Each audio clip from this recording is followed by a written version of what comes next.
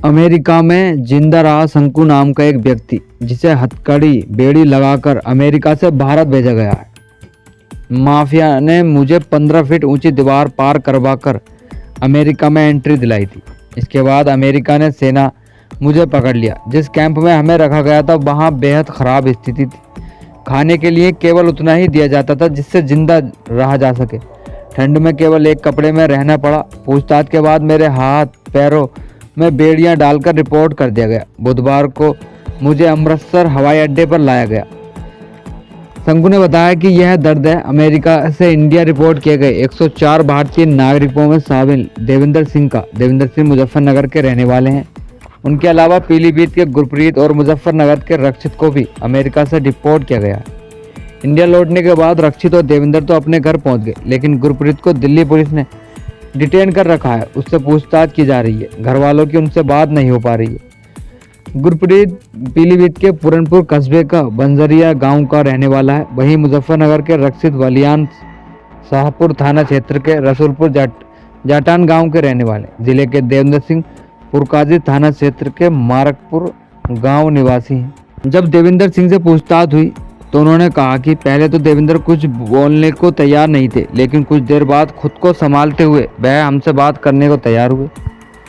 America की आप बीती सुनाते हुए उनकी आंखें नम हो गई। देवेंद्र ने बताया कि 29 नवंबर 2024 को भारत से थाईलैंड गया, फिर वियतनाम और चीन होते हुए साल्वाडोर पहुंचा। वहां से मैक्सिको के रास्ते अवैध तरीके से अमेरिका में एंट्री की।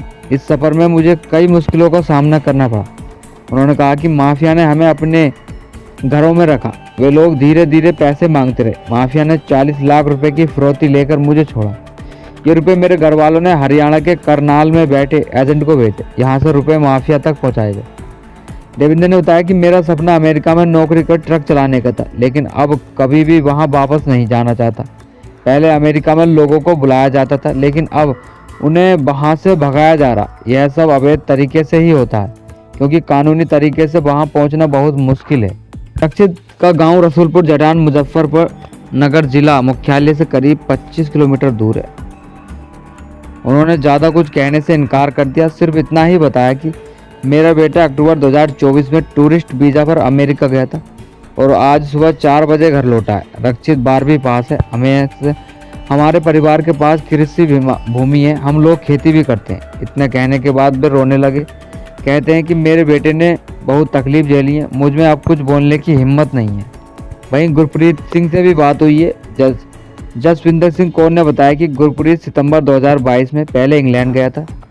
यहाँ से उसने डंकी रूट के जरिए अमेरिका जाने की कोशिश की। 1.5 महीने पहले मेरे बेटे ने अमेरिका पहुँचने की सूचना दी थी। इसके बाद उससे संपर्क टूट गया। गुरप्रीत मेरे 3 बेटों में सबसे छोटा है। वह परिवार की आर्थिक स्थिति सुधारने के लिए विदेश गया था। मेरा बड़ा बेटा गुरदेव सिंह उर्फ गुरजीत भारतीय सेना में है।